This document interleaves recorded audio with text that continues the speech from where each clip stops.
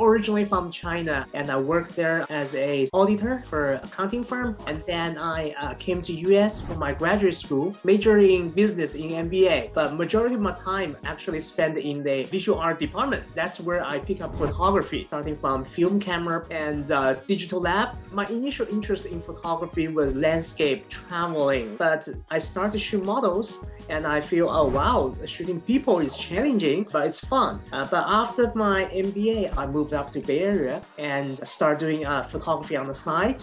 And one of the model I portrayed before contacted me, say, hey Danny, I'm getting married. Do you do wedding photography? I say, I haven't done wedding photography before, but I would love to try. So I did a bunch of research, Google, say top 10 wedding photographers. A lot of names pop up, Jessica Claire, Ben Chrisman. After that wedding, we think, wow, this is a photography I'm really interested too. At the time, I met Julia. We started dating. She was a software engineer, but she liked painting. So she helped me to assist me with lights for another wedding in Bay Area. At that time, it's not Profoto B10 yet. It's huge. So after one wedding, Julia said, I quit. Sorry, I'm not going to be your wedding assistant, okay? I just want to prove I can shoot photos. So, okay, I lost my assistant. I gave her a camera. So at that time, I only gave her one lens, but she was really good on that. She has been shooting with one camera, one lens. She shoot about 6 months and she said, wow, I like photography. And she has a very different eye. I have an eye for landscape, wide angle. My lens choice is 15mm, 16mm to 35. It's wide environment storytelling. But Julia, she has an eye for emotion, for details, for the beauty part, which actually is also very important for wedding photography. It's not just only about story. Some brides hire photography. She wanted the most beautiful image capture for her lifetime. At that time, I figured out we have a completely different approach and different style. I use a lot of flash, so a lot of my pictures are artificial light oriented, but Julia is completely 100% natural light oriented. But it's really complementary. So we decide to work together. It works really well because when clients get images, they get two complementary styles. I think it worked really well. We did a lot of destination weddings. We went to a lot of amazing places. We are really lucky and we're really passionate about it. Outsourcing is very important, especially once your business has a volume and once you have a priority you want to focus your time on.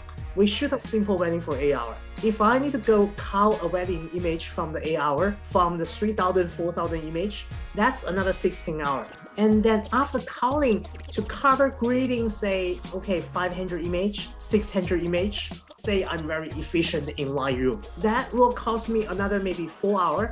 I think that's the part ShootDotEdit helped me really well. It immediately saved this 2.5 days for each wedding. So what I do is after each wedding, I come back home and I create a Lightroom catalog.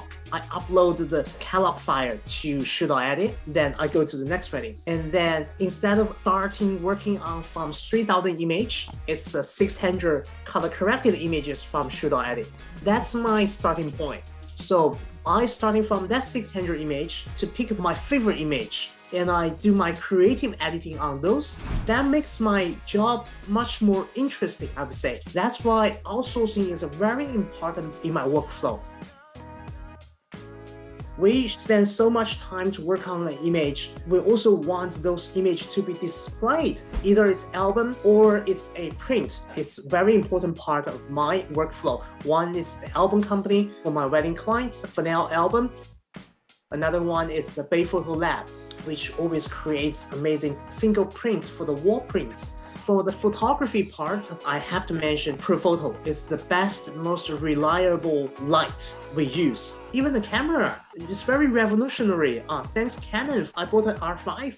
I tested. Oh my God, it's so small, so compact.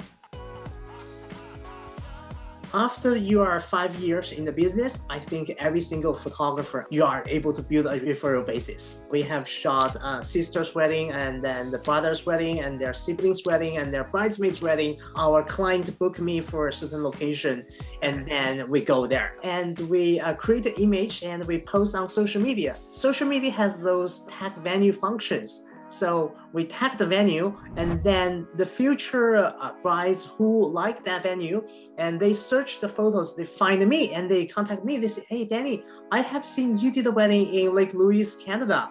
I really like it. So I'm going to planning another wedding over there. So that's how we get another wedding in the same venue. So we're going to travel there again. We actually pretty successful because we stand out. The market is always flooded with competitors.